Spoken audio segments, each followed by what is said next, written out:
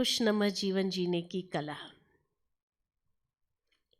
कभी कभी मैं इस विषय पर सोचती हूँ तो महसूस होता है कि एक बच्चा जब पैदा होता है और जब वो खिलखिला के हंसता है,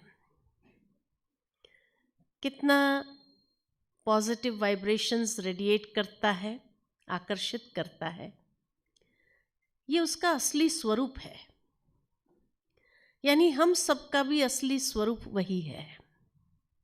लेकिन आज विडंबना देखो कैसी है कि वो खुशी वाली जीवन जीने की कला हमें सीखनी पड़ रही है। वैसे कहूं तो खुशी तो हमारे जीवन में आना चाहती है, अपने मालिकों की सेवा करना चाहती है, लेकिन हम खुशी को आने देना ही नहीं चाहते, क्योंकि हमने अपने जीवन में किसको स्थान दिया है? हमने अपने जीवन में 3 चीजों को स्थान दिया है, तो खुशी वहां रह नहीं सकती है। किस किस को स्थान दिया है? सबसे पहला स्थान हमने दिया तनाव को। अब जहां टेंशन हो तो खुशी कैसे आ सकती है? और आज लोगों ने यहां तक उसको स्वीकार कर लिया है कि tension is a part of human life, मनुष्य जीवन का एक हिस्सा है, और उसको स्वीकार करते हुए चल रहे हैं। तो वहां खुशी कैसे आ सकती है? या तो हमें टेंशन को बाहर निकालना पड़ेगा कि टेंशन जैसी कोई चीज ही नहीं है, क्योंकि हमारे ओरिजिनल स्वरूप में बचपन में किसको भी टेंशन नहीं होता है। आजकल हाँ, बच्चों को बहुत टेंशन होने लगा है कि आजकल बच्चे एग्ज़ाम आती है तो भी अपने माँ बाप से कहते हैं कल एग्ज़ाम में हमें टेंशन हो गया है ना, और उसकी भी खुशी गायब हो जाती है। लेकिन वैसे अगर देखा जाए तो टेंशन क्या चीज़ है? टेंशन क्यों आता है? जिस तरह से थोड़ा सा वेदर चेंज होता है तो शरीर में सर्दी जुकाम बुखार आ जाता है। डॉक्टर से पूछेंगे तो यही कहेंगे आपकी फिजिकल इम्यूनिटी कम है, इसलिए ये वायरल है और कुछ नहीं है। वायरस ने अटैक किया है और आपको सर्दी जुकाम बुखार हो गया है। ठीक इसी तरह टेंशन क्या चीज़ है और क्यों होता है? क्योंकि जब हमारी स्पिरिचुअल इम्यूनिटी कम हो जाती है, आध्यात्मिक प्रतिरोधक शक्ति क्षीण हो जाती है, तब हर छोटी बड़ी बात मन को प्रभावित करती है, जिसको हम टेंशन कहते हैं। तो टेंशन एक नॉर्मल लाइफ नहीं है, भले लोगों ने स्वीकार कर लिया हो, लेकिन अगर हम अपनी आध्यात्मिक प्रतिरोधक शक्ति को विकसित करते हैं, बढ़ाते हैं, तो टेंशन नाम की चीज कोई रहती नहीं है। दूसरा स्थान हमने किसको दिया? अभिमान को दिया, अहंकार को दिया, और अभिमान को पोसने में लगे हुए हैं हर इंसान। और जहां कहीं अभिमान को ठेस पहुंचती है, एक बहुत बड़ा विकराल स्वरूप खड़ा हो जाता है, तो वहां खुशी कैसे आ सकती है? तो इसीलिए खुशी को अगर जीवन में अनुभव करना चाहते हैं तो उस अभिमान को क्या करना पड़ेगा? थोड़ा साइड करना ही होगा, नहीं तो आज व्यक्ति जैसे तरसने लगा है खुशी आए हमारे जीवन में। खुशी का अनुभव करने के लिए कई लोग लाफिंग क्लब्स ज्वाइन कर लेते हैं, बगीचे में जाके हंसते हैं, घर में हंस नहीं पाते हैं। घर में अगर मुस्कुरा दिया तो सबसे पहले घर वाले पूछते हैं क्या बात है, आज बड़े मुस्कुरा रहे हो। और अगर हम अपनी मुस्कुराहट को डिस्क्लोज करना नहीं चाहते हैं कि किस लिए मुस्कुराहट है, और कह दिया बस ऐसे ही, क्यों मुस्कुरा नहीं सकते हैं क्या, तो परिवार वाले कहेंगे आर यू ओके, आप ठीक हो? How can you smile without a reason? या तो आप ठीक नहीं है, यही समझ लेते हैं, है ना। तो भावार्थ ये कि अपने नेचुरल जीवन जीने के लिए भी हमें कोई ना कोई बहाना चाहिए खुशी में रहने के लिए। अगर व्यक्ति स्माइलिंग फेस लेकर के ऑफिस में चला जाए तो ऑफिस वाले इशारा करते हैं, क्या बात है, आज तो सर बड़े खुश है, जो काम करवाना है करवा लो, आज सब पास हो जाएगा। लोग एडवांटेज लेना चाहते हैं, इसीलिए भी व्यक्ति खुश रहना चाहता है लेकिन रह नहीं पाता है और उसको टाइट होकर के चलना पड़ता है और वही अपना स्वरूप बना दिया है उसने। तो खुशी कहाँ से रह सकती है। और उसमें शायद भूल गया वो कि खुशी भी किसी चिड़िया का नाम है जिसको जीवन में अनुभव करना होता है या जिसके आधार पर जीवन जीना होता है, भूल गया है। तीसरा स्थान हमने किसको दिया आज की दुनिया में? भय को। इसीलिए कहा जाता है it's an age of stress, ego and fear, जहां हर एक इंसान को हर क्षण इनसिक्योरिटी महसूस होती है और भय में जीने लगता है। क्या करे, ऐसा कह दिया तो ये हो जाएगा, वो हो जाएगा, हर समय भय सता रहा है उसको। तो इसीलिए ये तीनों को जहां स्थान दिया तो खुशी कहां से आ सकती है बोलो। वो एक कहानी याद आती है मुझे कि एक बार 3 बुजुर्ग थे, जा रहे थे रास्ते में, अचानक जाड़े के दिन थे तो खूब बर्फ गिरने लगी।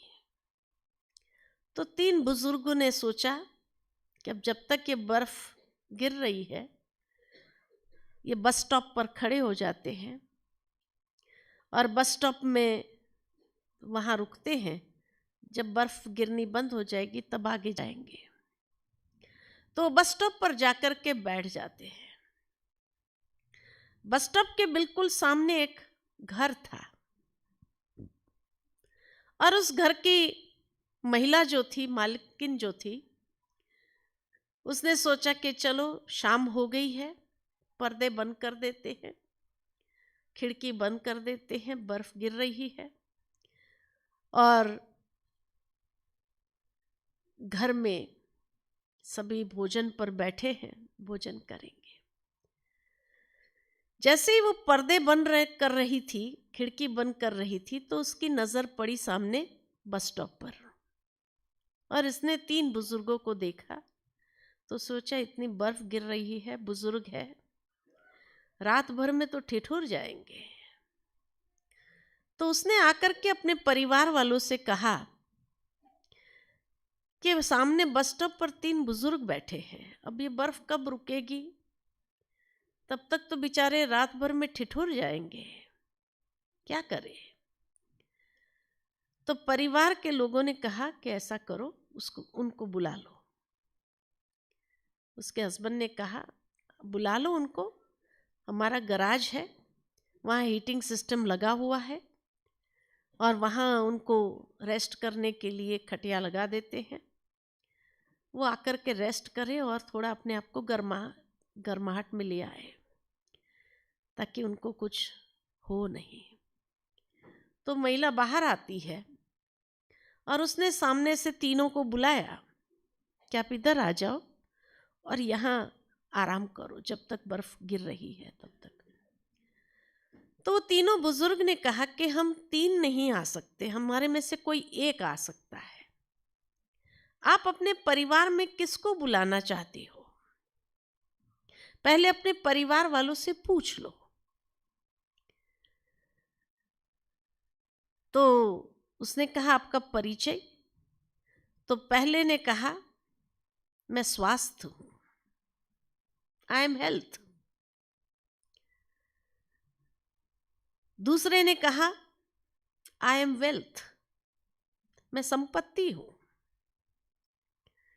जहां जाता हूं संपत्ति की वर्षा करता हूं। पहले ने कहा जहां मैं जाता हूं स्वस्थ होने का वरदान दे देता हूं, और तीसरे ने कहा मैं प्रेम हूं। आप हम तीनों में से किसको बुलाना चाहते हो? परिवार वालों से पूछ लो। तो वो महिला अंदर जाती है, ये विचित्र बात अपने परिवार वालों से शेयर करती है कि तीनों में से कोई भी एक आएगा हमारे घर में, तीनों नहीं आ सकते, ऐसे कहते हैं, हमें किसको बुलाना चाहिए? तो जब तीनों की बात सुनाई कि एक हेल्थ है, एक वेल्थ है, एक प्रेम है, तो बुजुर्ग माँ बाप थे, कहा स्वास्थ्य को बुला लो। रोज हमारे घुटनों का, शरीर का कोई ना कोई प्रॉब्लम होता है, हम किसी भी तरह से आप लोगों की मदद नहीं कर पाते हैं। अगर स्वास्थ्य आ जाएगा तो कम से कम हम मदद रूप हो जाएंगे आपको हर रीति से। उतने में पति और देवर ने कहा अरे भाई वेल्थ को ही बुला लो, संपत्ति होगी, आपका इलाज तो हो जाएगा। आजकल कितनी प्रॉब्लम है, पैसे नहीं है और खर्चा इतना बढ़ रहा है, तो क्यों नहीं हम संपत्ति को ही बुला लेते हैं। वहां बच्चे खेल रहे थे, अचानक बच्चों ने कहा क्यों नहीं हम प्रेम को बुलाएं। सारे परिवार वालों ने सोचा चलो बच्चे जो कहते हैं उसी को बुला लिया जाए। महिला बाहर आकर कहती आप में से जो प्रेम हो वो आ जाए हमारे घर में। तो जैसे ही प्रेम आने लगा उसके पीछे स्वास्थ्य और संपत्ति भी आने लगी। आज शायद यही कमी है कि खुशनुमा जीवन हमारा क्यों नहीं है, क्योंकि हमारे परिवार में जो एक निस्वार्थ प्रेम होना चाहिए वो प्रेम ही नहीं है। और जहां प्रेम है वहां स्वास्थ्य भी है, क्योंकि व्यक्ति खुश है, हमेशा प्रफुल्लित रहता है। तो प्रेम है, प्रसन्नता है, तो वहां स्वास्थ्य भी है, वहां संपत्ति भी सहजता से आ जाती है।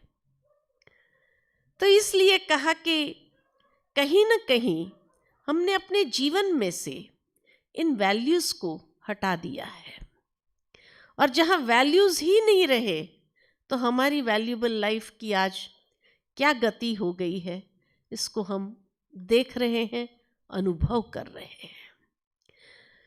तो किसी ने बहुत सही कहा है, 2.5 अक्षर प्रेम का पढ़े सो पंडित होए, लेकिन अफसोस कि ये 2.5 अक्षर प्रेम का ही नहीं पढ़ पाए, और इसीलिए आज क्या महसूस कर रहे हैं, जीवन की क्वालिटी क्या हो गई है, उसको भी हम सभी भली भांति देख रहे हैं। अब जीवन को खुशनुमा बनाने के लिए आवश्यक है कि हमें जीवन के कुछ सिद्धांत को समझने की जरूरत है कि सदा खुशनुमा रहना है तो जीवन के कौन से सिद्धांतों को हम स्मृति में रखें। पहला सिद्धांत ये है कि ये याद रहे कि जो देंगे वही वापस आएगा। आप जो किसी को देंगे वही आपके पास लौट कर आना है ना। आप किसी को खुशी देंगे, खुशी आपके जीवन में आएगी। आप किसी से प्यार से बात करो, आपके साथ वो भी प्यार से ही व्यवहार करेगा। आप किसी को सम्मान दो, सम्मान मिलेगा। आप किसी को सहयोग दो, सहयोग मिलेगा। जो देंगे वही वापस आएगा, ये पहला सिद्धांत है। और इसीलिए देने में खुशी है, लेने में खुशी नहीं है। खुशी किस में है? देने में है। है ना। दुनिया के अंदर जो भी महान हस्तियां हो गई, जिनको आज लोग आदर्श मानते हैं, उन्होंने भी समाज को कुछ न कुछ दिया है, तभी लेने वाले को कोई याद नहीं करता है, देने वाले को ही याद किया जाता है। तो इसलिए हमें क्या देना है? हम हमेशा कहते हैं कि देखो, प्रकृति के हर तत्व दे रही है। सूर्य दे रहा है, वायु दे रहा है, वृक्ष दे रहे हैं, नदियां दे रही है। किसी ने बहुत सुंदर ये गीत लिखा, नदी न पिए अपना जल, पेड़ न खाए अपना फल। ये दे रहे हैं, और इसीलिए शायद इनको हमने देवता कहा। देने वाले को देवता कहा जाता है, लेने वाले को लेवता कहा जाता है ना। तो इसीलिए प्रकृति के हर तत्व को हमने देवता कहा। वहां तक कि मनुष्य की बनाई हुई चीज भी दे रही है। अब जिस कुर्सी पर बैठे आपको आराम दे रही है, ये माइक आपको दे रहा है, लाइट आपको दे रहा है, हर चीज तो दे रही है। यहाँ पर छत आपको दे रही है। कौन सी चीज मनुष्य की बनाई हुई है जो नहीं दे रही है? कुर्सी अपने लिए थोड़ी बनी है, वो दे रही है, दूसरे को आराम दे रही है। और मनुष्य है जो ले रहा है, और इस प्रोसेस में वो देना भूल गया कि मुझे भी कुछ देना चाहिए। वो देना ही भूलता जा रहा है, और इसीलिए ये सब देवता हो गए और हम लेवता हो गए। आज के बाद क्या करेंगे? कुछ परिवर्तन करें। देने में खुशी है, देने में सुख है, देने में आनंद है। देकर देखें। एक कहानी बहुत सुंदर याद आती है कि एक बार एक राजा जो था, उसके पास कई जगह जाता आता था, तो बहुत सारे तोहफे हो गए। हर जगह से उसको कुछ न कुछ अमूल्य तोहफा मिलता था। अब इतने तोहफे हो गए जो महल में रखने की जगह नहीं अभी। तो उसने सोचा कि इतने सारे तोहफे हैं और इतने अमूल्य है, उसको क्या किया जाए। तो उसने सोचा कि क्यों नहीं मैं प्रजा में बांट देता, वो संभाल करके रखेंगे, याद रखेंगे, और हमेशा दुआएं देंगे अपने बच्चों को, पोतरों को, सबको सुनाएंगे कि ये राजा की चीज है, दिया हुआ है। तो एक दिन उसने ऐलान किया, और ऐलान क्या किया कि भाई मेरे पास इतने तोहफे हो गए हैं और ये मैं बांटना चाहता हूं। और एक दिन फिक्स किया, संडे का दिन, कि भाई जिसको भी चाहिए ये तोहफे, वो लाइन लगा दे। तो देखा गया सुबह से इतनी लाइन लग गई, राजा के पास इतनी चीजें थी, तो उसने सोचा ठीक है दे दूंगा। उसने आकर के देना चालू किया, एक एक चीज जो भी आता गया उसको देना चालू किया।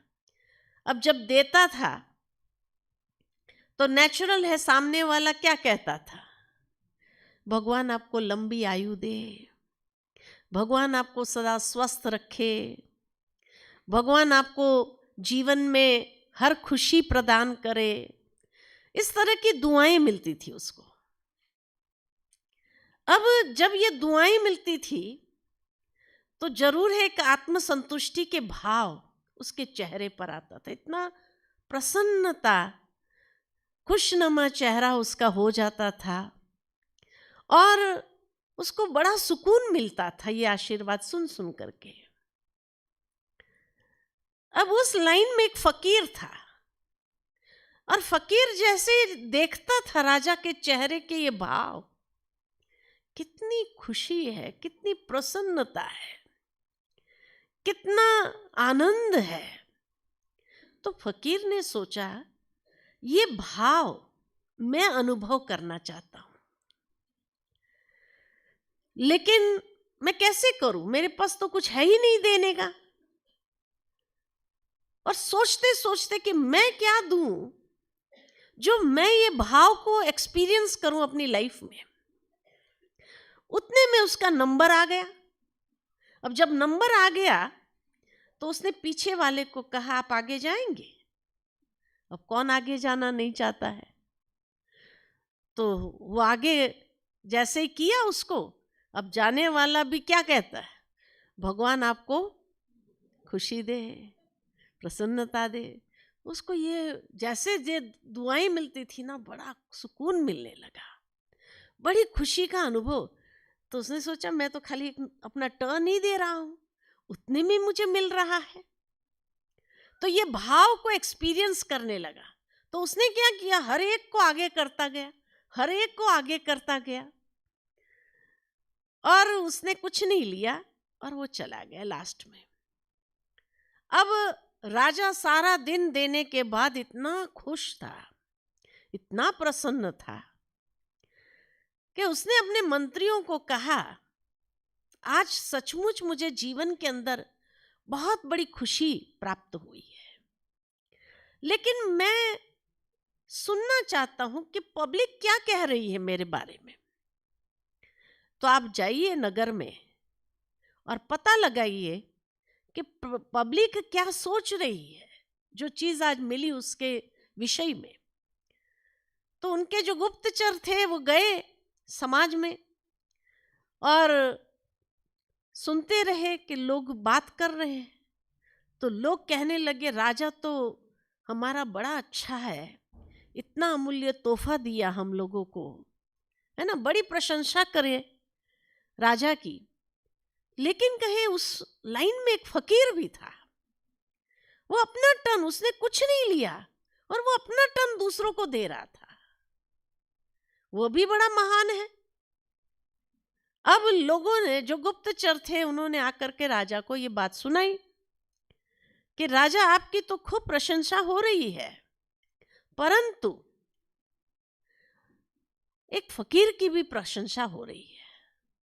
तो कहा फकीर ने क्या दिया? बोले वो अपना टर्न दे रहा था और उसने कुछ नहीं लिया, तो लोग उसकी भी महिमा खूब कर रहे थे। तो राजा ने सोचा उसने कुछ नहीं दिया, एक टर्न दिया, उसमें उसकी इतनी महिमा हो रही मेरे बराबर की, ये तो वो सही नहीं है। कहा वो फकीर को ढूंढ के लाओ। कहा वो तो कहाँ चला गया क्या मालूम। तो राजा ने कहा मैं फिर ऐलान करता हूं कि आज भी राजा कुछ तोहफे बांटेंगे, जिसको लेना है वो आ जाए। फिर वो फकीर आ गया वो ऐलान सुनते ही, और पुनः अपना टर्न देना शुरू किया। राजा ने जैसे देखा, लाइन को रोका, इधर आओ, तेरे को जो चाहिए ना यहां से ले ले, तुम जाओ। कहा मुझे तो कुछ नहीं चाहिए। तो बोले फिर क्यों ये काम कर रहा है, तू टर्न अपना क्यों दूसरों को दे रहा है? कहा राजन, इसलिए कर रहा हूं कि जैसे मैं देखता था ना, आप जब देते थे, लोग आपको आशीर्वाद देते थे, तो आपका चेहरे पर इतना प्रसन्नता थी, इतनी खुशनुमा आपका स्वरूप हो जाता था, इतना सुकून आप अनुभव करते थे। मैं वो अनुभव करना चाहता था। मेरे पास तो कुछ था नहीं देने का, इसलिए मैं लाइन में खड़ा हो गया, अपना टर्न दूसरों को देता रहा, और सचमुच मैंने भी वही चीज अनुभव किया जो आप कर रहे थे। तो खुशी किसमें है? देने में, लेने में। तो इसलिए पहला सिद्धांत, जीवन को खुशनुमा अनुभव करना है तो क्या करो? देना चालू करो, कुछ ना कुछ दो। मैं चीज वस्तु देने की बात नहीं कर रही हूं। किसी को आप सहयोग दे सकते हैं, किसी को शुभकामनाएं दे सकते हो, दुआएं दे सकते हो, किसी को आप सम्मान दे सकते हो, बहुत कुछ है देने का। दे करके तो देखो, दे सकेंगे? आज का सारा दिन, यहां से जाने के बाद आधा दिन एक दिन के देवता बन सकते हैं? दे सकते हैं एक दिन के देवता? जो कहते हैं हाँ एक दिन के देवता बन सकते, जरा हाथ तो खड़ा करो। एक दिन के देवता बनने वाले? हाँ, क्यों आगे की लाइन वाले नहीं बनेंगे देवता? हाँ, एक दिन के देवता बनो। हाँ, अगर अच्छा लगे तो 2 दिन के बनना, और अच्छा लगे तो हफ्ते का देवता बन जाना, और अच्छा लगे तो हमेशा का देवता बन जाना। कोई प्रॉब्लम है क्या? कौन सा खर्चा हो रहा है? लेकिन अगर ये सुकून, अगर ये खुशी अनुभव करने का एक चांस मिलता है तो बनना चाहिए, नहीं बनना चाहिए? तो बन सकेंगे ना एक दिन के देवता? सब बनेंगे पक्का? अरे इतने देवता भोपाल में प्रकट हो जाए तो भोपाल का तो क्या होगा?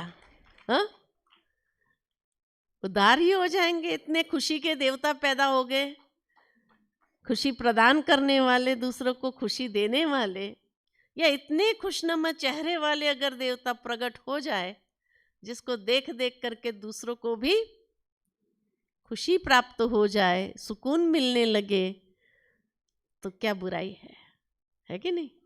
तो परिवर्तन करना, इस माहौल को परिवर्तन करना, अगर टेंशन वाले सारे माहौल को टेंशन में ला सकते हैं, इतनी ताकत है, तो खुशी तो पॉजिटिव एनर्जी है, और ये पॉजिटिव एनर्जी क्या नहीं कर सकती है? बहुत कुछ कर सकती। तो ये पहला सिद्धांत याद रखना खुशनुमा जीवन जीने का, और ये प्रैक्टिकल है, आप करके देखना। दूसरा सिद्धांत है as you think so you become. जैसा सोचोगे वैसा बनोगे, जैसा चिंतन वैसा जीवन। तो चिंतन की धारा को देखो कि मेरी चिंतन की धारा पॉजिटिव है या नेगेटिव है, कौन सी है? अगर आपकी चिंतन की धारा पॉजिटिव है और वो पॉजिटिव ऊर्जा रेडिएट कर रही है तो खुशी स्वाभाविक है। लेकिन खुशी गायब तब होती है जब हमारी चिंतन की धारा नेगेटिव हो जाती है, या वेस्ट, थर्ड, जिसको कहा जाता है व्यर्थ। कई लोग व्यर्थ सोचते रहते हैं, काम का नहीं सोचते हैं। ऐसा हो गया तो वैसा हो गया, तो अरे नहीं हुआ है ना, अभी से क्यों सोच रहे हैं? कुछ पॉजिटिव सोचो। आज की दुनिया के अंदर जागृति जरूर है कि छोटे बच्चे भी जब माँ बाप कुछ बात पर डिस्कस कर रहे होते हैं और कोई नेगेटिव बात होती है तो बच्चे भी क्या कहते हैं? बी पॉजिटिव, क्यों आप इतना नेगेटिव सोचते हो? कहते हैं कि नहीं आपको बच्चे? तो जागृति जरूर आई है, लेकिन ये जागृति दूसरों को एडवाइस देने के लिए बस। दूसरा नेगेटिव सोच रहा है तो हम उसको बहुत अच्छी एडवाइस देते हैं कि बी पॉजिटिव, क्यों नेगेटिव सोचते हो? लेकिन जब हमारे साथ में कुछ ऐसी बात होती है तो क्या करते हैं? नेगेटिव सोचना चालू करते हैं। और जिसको हमने एडवाइस दी है वो अगर आकर के हमें कहे, हमें तो बड़ी अच्छी एडवाइस दे रहे थे, अभी तुम्हारा क्या हुआ, तुम क्यों नेगेटिव सोच रहे हो? तो हम क्या कहते हैं? वी नेवर एडमिट, एक्चुअली हम कभी एडमिट नहीं करते हैं कि हाँ मैं नेगेटिव सोच रहा हूं, लेकिन हम क्या कहते हैं? मेरी बात अलग है, तेरी बात अलग है। तेरे केस में तो आज भी हम यही कहेंगे तू नेगेटिव सोच रहा था, मेरा तो केस ही अलग है ना। I am trying to be practical, है नेगेटिव और क्या कहते हैं? I am trying to be practical. ये हालत है हमारी। तो इसीलिए अवेयरनेस है, उस अवेयरनेस को प्रैक्टिकल में लाओ। अवेयरनेस तक न रहे, जितना उस बात को हम प्रैक्टिकल में ले आएंगे, इम्प्लीमेंट करेंगे, सचमुच आपका जीवन बदल जाएगा, जीवन की क्वालिटी बदल जाएगी। लेकिन हाँ, ये जरूर है कि पॉजिटिव सोचने के लिए इतना मसाला चाहिए। आज किसी को भी हम बिठा दे कि भाई 5 मिनट पॉजिटिव सोचो, 1-2 मिनट सोचेंगे, उसके बाद एक दूसरे का चेहरा देखना शुरू करेंगे, कि क्या सचमुच ये भी सोच रहा है या मेरे तरह ही है ही नहीं हमारे पास मसाला पॉजिटिव सोचने का। और किसी को बिठा दिया जाए जितना मर्जी है नेगेटिव सोचो तो घंटों सोच सकते हैं, इतना मसाला है हमारे पास नेगेटिव सोचने का। सोचने की बात है, अब पॉजिटिव सोचने का मसाला कहाँ से मिलेगा? आध्यात्मिकता। आज आध्यात्मिकता की आवश्यकता क्यों है लाइफ में? क्योंकि वही एकमात्र स्रोत है जहां से हमारे मन को कुछ सकारात्मक चिंतन प्राप्त हो सकता है। और इसीलिए अगर उसको अपने जीवन में शामिल कर लिया जाए तो फिर देखो आपके पास कितना मसाला पॉजिटिव सोचने के लिए अवेलेबल है। हाँ, आजकल दुनिया के अंदर भी ये जागृति इस लेवल तक आ गई है कि रोज सुबह आप अपना फ़ोन खोलो तो सुबह सुबह व्हाट्सएप मैसेजेस, कितने positive message for the day आ जाता है। लेकिन वो मैसेज पढ़ते हैं और सोचते हैं ये जो है ना फलाने के लिए बहुत अच्छा है, उसको फॉरवर्ड कर दो। मेरे लिए है ये नहीं है, इसीलिए हम फॉरवर्ड करते जाते हैं एक दूसरे को मैसेजेस, और जिसको फॉरवर्ड किया वो भी समझ जाता है कि ये मुझे क्यों फॉरवर्ड किया गया है, और मेरे योग्य जो होगा ना वो फॉरवर्ड करेगा। ये उसको फॉरवर्ड करो, जिसने किया है उसको भी तो समझ आए कि उसको भी जरूरी है ये चीज़, वो हमें फॉरवर्ड करता है। तो कहने का भावार्थ मेरा यही है कि ये जागृति खाली एक दूसरे को फॉरवर्ड करने तक न रहे, लेकिन उस पर चिंतन करें। और जितना आप चिंतन करेंगे उसकी गहराई में जाएंगे, और इतनी सुंदर विचारधारा आपके अंदर पनपने लगेगी, इतनी सुंदर बातें कि आपका मन अच्छा सोचने के बाद तो अवश्य प्रफुल्लित ही रहेगा, प्रसन्न ही रहेगा। तो खुशनुमा जीवन जीने के लिए अपनी सोचने की विचारधारा को बदल करके देखो, और उसके लिए आध्यात्मिकता को अपने जीवन के अंदर शामिल करके देखो, और देखो जीवन की क्वालिटी कैसे बदलने लगती है। कितना सुंदर आप अनुभव करने लगेंगे कि हर समय आपको बहुत अच्छी बातें चिंतन के लिए मिलती रहेगी, और इतना सुंदर आपके चिंतन कि उसके बाद बड़े से बड़ी परिस्थिति भी आ जाए ना तो भी आप अपनी चिंतन से उस परिस्थिति को भी बदल सकते हो। तीसरी बात कि आज मनुष्य उलझा हुआ है। किसमें उलझा हुआ है? या तो परिस्थितियों में उलझा है, समस्याओं में उलझा हुआ है। क्या करे, ये परिस्थिति आ गई, और ये परिस्थिति जीवन के अंदर, समस्याएं जीवन के अंदर कितना उतार चढ़ाव का अनुभव कराती है ना। इतने उतार चढ़ाव आ रहे हैं जो व्यक्ति उन परिस्थितियों में ऐसा उलझा हुआ है कि जहां से निकलने का रास्ता ही भूल गया है। उसको पता ही नहीं कि वहां से निकलने का रास्ता कौन सा है, कौन से रास्ते से बाहर निकले। उतार चढ़ाव, जीवन उसी का नाम है।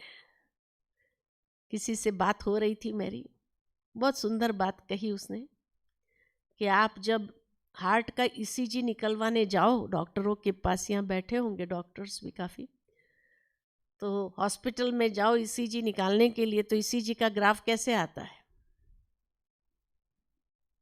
ऐसे आता है। और जब ऐसे ग्राफ आता है माना नॉर्मल, आप तंदुरुस्त है, अगर सीधी लाइन आ जाए तो ना? जीवन में भी अगर परिस्थिति समस्याएं आती है, ये उतार चढ़ाव जो है माना आप जिंदा है। अगर सीधी लाइन आ जाए ना तो जीवन ही नहीं रहेगा। इसलिए उलझो नहीं, लेकिन उस उतार चढ़ाव में भी ये पॉजिटिव थॉट को अपनाओ कि ये परिस्थिति आज अगर आई है तो मुझे क्या देने आई है। अवश्य कोई ना कोई सीख देकर जाएगी, अवश्य कोई ना कोई अनुभव देकर के जाएगी, कुछ न कुछ तो देगी। इसलिए कहा जाता है हर तूफान भी एक तोहफा देके जाता है। तो क्यों नहीं जीवन के इस परिस्थितियों में, समस्याओं में उलझने के बजाय उसमें से ये ढूंढे कि ये तूफान मुझे क्या तोहफा दे रहा है, आज कौन से एक नया अनुभव। आज जीवन में जो व्यक्ति एक्सपीरियंस्ड होते हैं, आजकल हर एक जगह इंटरव्यू देने जाओ ना जॉब के लिए, तो भी पूछते आपका एक्सपीरियंस कितना है। अनुभव ही ना हो उसको कोई जॉब देता भी नहीं, क्योंकि अनुभव से ही व्यक्ति सीखा है, अनुभव से ही अनुभवी बना है, और उस अनुभव से ही वो आगे भी बहुत कुछ जीवन में हैंडल कर सकता है। इसलिए अनुभव उपयोगी है। तो जीवन के अंदर ये तोहफे भी, ये तूफान भी हमें कितने सारे अनुभव देकर जाते हैं, कितनी सारी शिक्षाएं देते हैं। हमारी जो इंटरनल कैपेबिलिटीज़ है या जो अंदर की सूक्ष्म शक्तियां हैं, उसको पॉलिश करती है, उसको निखारती है, उसको बाहर ले आती है। उसी का नाम तो अनुभव है। तो उसमें प्रॉब्लम क्या है? चैलेंजेस आती है, आने दो, स्वीकार करो उसको, घबराने के बजाय ये आज मुझे कुछ देने आई है, मैं उसको सीख करके आगे बढ़ूंगा। यही तो है जीवन के अंदर। तो इसीलिए कहा कि भाई प्रॉब्लम से डरना नहीं है, लेकिन प्रॉब्लम्स को वेलकम करके देखो, आप उसमें से कितना निखर करके बाहर आते हैं। और जितना निखरते हैं और वो अनुभव आप दूसरों के साथ भी शेयर करते हैं, तो दूसरे भी उससे प्रसन्नता का अनुभव जीवन में करेंगे। तो परिस्थितियों से, समस्याओं से, चुनौतियों से उलझना नहीं है, उसको स्वीकार करके देखो और आपकी क्षमता अपने आप बाहर निकलने लगेगी। आपके अंदर की योग्यता इतनी पॉलिश्ड हो जाएगी कि लोग आपको यही कहेंगे, आपके अनुभव के आधार से आप हमें ये बात बताओ कि इसको कैसे पार करें। तो ऐसे अनुभवी तो हर एक को चाहिए समाज के अंदर, जीवन के अंदर। चौथी बात, और किस में उलझे हुए हैं? व्यक्तियों से उलझ जाते हैं हम कई बार, है ना। परिस्थितियों से तो उलझ ही जाते हैं, लेकिन कई लोग व्यक्तियों से भी उलझते रहते हैं। और इसीलिए आज दुनिया में कई इतने प्रॉब्लम्स जो खड़े हो जाते हैं, वो प्रॉब्लम्स क्यों खड़े होते हैं? कहीं ना कहीं कोई व्यक्ति से उलझे हुए हैं, और उस उलझन के कारण वो व्यक्ति आज हमारे लिए बहुत बड़ी परीक्षा बन करके सामने आता है।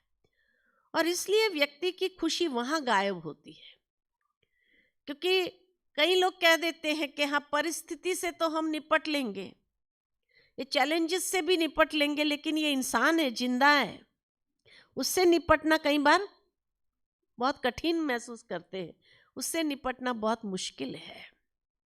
तो वास्तव में अगर देखा जाए तो मनुष्य को कहा भी जाता है इज अ सोशल एनिमल, एक सामाजिक प्राणी है, और सामाजिक प्राणी समाज में ही रहता है।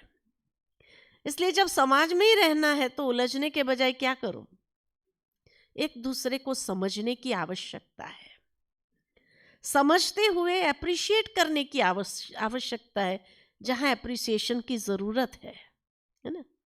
एक बात याद आती है कि एक बार एक पति पत्नी थे। पत्नी बड़ी पतिव्रता थी कि पति जब घर आते थे शाम को, तो उसके हाथ से जो भी होता था फटाफट ले ले करके उसको रख देती थी, और उसके लिए पानी का ग्लास तैयार रखती थी, चाय नाश्ता बना करके रखती थी, ताकि आवे गरम गरम चाय, उसकी थकान मिट जाए। बहुत ही पतिव्रता नारी थी वो। लेकिन एक दिन ऐसा हुआ कि पति जब घर आया, दरवाज़ा खुला ही रखा था पत्नी ने, और टीवी देख रही थी, हाथ में कुछ था, खा रही थी, उठी नहीं, पति के हाथ से कुछ लिया नहीं, पति ने सोचा आज क्या बात है, उसने पूछ भी लिया क्या बात है। पत्नी ने कहा कोई बात नहीं। पति ने सोचा चलो ठीक है, पानी पी लेता हूँ, अपने आप ही हो सकता है उसकी कोई सीरियल चल रही हो, कुछ टीवी प्रोग्राम चल रहा होगा, टीवी देख रही है। किचन में गया पानी का ग्लास लेने के लिए, तो देखा कि सारा किचन, रात के बर्तन भी ऐसे के ऐसे, इतना गंदा किचन, एक कप भी नहीं है, सारे कप यूज्ड हो गए हैं। वो फिर बाहर आकर के पूछता है क्या बात है। पत्नी ने कहा कोई बात नहीं। पति ने फिर एक ग्लास धुलाई करके पानी लेकर के पी लिया। फिर उसने सोचा चलो फ्रेश हो जाता हूँ। कमरे में गया तो रात का बिस्तर भी ऐसा ही पड़ा हुआ है, कपड़े इधर उधर पड़े हुए हैं, इतना गंदा कमरा है। अब उससे सहन नहीं हुआ, बाहर आकर झुंझलाहट में पूछा आखिर क्या बात क्या है। तो पत्नी ने कहा रोज शाम को आप आकर के घर में एक ही बात कहते हो, तू सारा दिन करती क्या है, तू सारा दिन करती क्या है। आज मैंने कुछ नहीं किया। आप देख सकते हैं,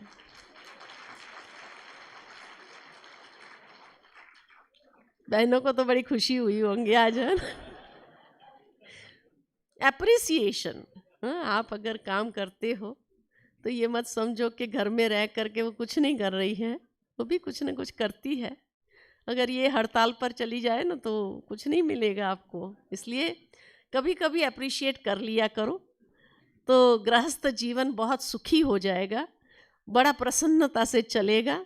आज जो फैमिली में, रिलेशनशिप में इतने प्रॉब्लम्स जो आ रही है, ये प्रॉब्लम्स कई बार इसीलिए आ रही है कि हम अप्रिशिएट करना भूल जाते हैं।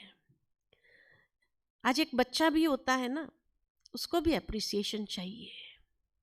जब बच्चा घर में होता है, अगर पिता बाहर से आता है, माँ बच्चे को कहती है बेटा पानी का ग्लास लेके जाओ अपने डैडी के लिए, और वो अपना सब काम छोड़ करके ग्लास लेकर के आता है। लेकिन पिता अपने स्ट्रेस में है, उसने, बच्चे ने जब पानी दिया उसने थैंक यू बेटा नहीं कहा। दूसरे दिन जब पिता आता है और माँ कहती है बेटा पानी ले, क्या कहेगा बच्चा, मैं बिजी हूं आप ही दे दो, मैं होमवर्क कर रहा हूं। लेकिन अगर पहले दिन पिता ने अगर कह दिया शाबाश बेटे थैंक यू, दूसरे दिन माँ को कहना नहीं पड़ता है। अपने आप जैसे ही पिता की गाड़ी का आवाज आया कि तुरंत बच्चा उठ करके जाता है और पानी का ग्लास तैयार करके ले जाता है। आज हर एक को एप्रिसिएशन अच्छी लगती है, तो पारिवारिक जीवन में एक दूसरे के साथ संबंधों में सुसंवादिता बनी रहे। अगर संबंधों में कहीं क्लैश अनुभव न हो तो उसके लिए क्या करना ज़रूरी है, थोड़ा सा एप्रिसिएशन करने में आपका कोई खर्चा लग रहा है क्या? कोई खर्चा नहीं लगता है, लेकिन उसके बाद देखो पारिवारिक जीवन कितना सुंदर हो जाता है, खुशनुमा जीवन अपने आप अनुभव कर सकते हैं। और एक बात अंत में कहना चाहूँगी, और किस में उलझे हुए हैं, और किस में उलझे हुए हैं? एक खिलौना, एक खिलौना हर एक के हाथ में आ गया है ना, और ये खिलौनों में उलझे हुए सारा दिन लगे रहते हैं। परिवार के अंदर 4 सदस्य हैं, चारों ही अपने मोबाइल में लगे हुए हैं, एक दूसरे को मैसेजेस कर लेते हैं, वहाँ घर में बातचीत नहीं हो पाती है। इसीलिए किसी ने अपने एक सेशन में कहा कि अगर मान लो कि घर में रिश्ते में कुछ आ जाए, कड़वाहट आ जाए और बातचीत बंद हो जाए और मोबाइल भी गिर करके टूट जाए, तो पहले किसको ठीक करेंगे? पहले किसको ठीक करेंगे? मोबाइल को करेंगे। रिश्ते को ठीक करना ये नहीं समझते हैं, मोबाइल को पहले ठीक करवाएंगे। दुनिया भर में हम एक दूसरे के साथ जुड़े रहना चाहते हैं, लेकिन परिवार में एक दूसरे के साथ जुड़े रहना नहीं चाहते हैं, जबकि खुशी का स्रोत वही है। तो इसीलिए ये मोबाइल जो है बहुत अच्छा सेवक जरूर है, a very good server, but don't let it be a master, है ना। उसको अपना मास्टर नहीं बना दो कि आपके जीवन को वो एकदम खत्म कर दे। इसीलिए कहा कि is a very bad master but a very good server. लेकिन जब उसको हम एक मास्टर बना देते हैं, सिर पर चढ़ा लेते हैं, तो वो मनुष्य की जीवन की क्वालिटी क्या बना देता है, हालत खराब कर देता है। इसीलिए एक बार हम एक जगह गए थे, और एक जगह गए थे तो वहाँ लिखा हुआ था उस घर में वाईफाई जोन। बड़ा आश्चर्य लगा, मैंने कहा वाईफाई जोन माना यहाँ जो आएगा मोबाइल से ही सब कुछ बात करेगा क्या? तो मुझे बताया गया कि नहीं, वहाँ एक बॉक्स रखा है, आपको मोबाइल उस बॉक्स के अंदर डाल देना है। मैंने कहा फिर वाईफाई जोन किस लिए? तो कहा without internet family interaction, wifi without internet family interaction, कि जो हमारे घर में आता है उसको मोबाइल उस बॉक्स में डाल देना होता है। और फैमिली इंटरैक्शन, हम चाहे तो कैरम खेलते हैं, हम आपस में मिल कर के हंसते हैं, बात करते हैं, वाईफाई जोन बना देते हैं अपने घर को। और जब वाईफाई जोन बना देते हैं विदाउट इंटरनेट फैमिली इंटरैक्शन, तो तब से लेकर के हमारे परिवार के अंदर जो खुशी है ना, मल्टीप्लाइड हो गई है। आज अगर आप भी अपने परिवार के अंदर खुशी का अनुभव करना चाहते हैं, खुशनुमा जीवन अपना बनाना चाहते हैं, अपने बच्चों का जीवन बनाना चाहते हैं, तो क्रिएटिव खेल इंट्रोड्यूस करें अपने घर में भी। बजाय मोबाइल के ऊपर खेलने के बजाय, आज मोबाइल को मैं हमेशा क्या कहती हूँ पता है? मोबाइल जो है ना आज का शकुनी है। क्यों शकुनी है? मोबाइल आज का शकुनी है कि शकुनी का टारगेट धृतराष्ट्र नहीं था, शकुनी का टारगेट गांधारी नहीं थी, शकुनी का टारगेट 100 कौरव थे, दुर्योधन था। दुर्योधन का नाम पहले सुयोधन था, लेकिन सुयोधन को दुर्योधन बनाया किसने? शकुनी मामा ने बनाया। तो ये शकुनी मामा है। शकुनी के पास कौन सी खास बात थी? जुए का खेल। वो जुए में किसी को भी हरा देता था। तो आज मोबाइल पर क्या आता है? कौन से खेल आते हैं? जुए आते हैं। जुए के खेल है कि नहीं है?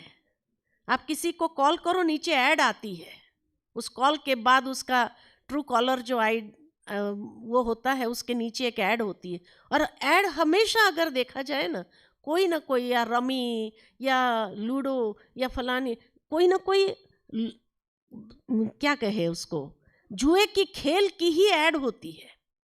और कई लोग उस ऐड को इतना प्रमोट कर रहे हैं, और कई बच्चे सुयोधन के बजाय दुर्योधन बन रहे हैं, और इस तरह से उसमें आकर्षित होते हैं उस खेल के, और कि आज उनका जीना क्या हो गया।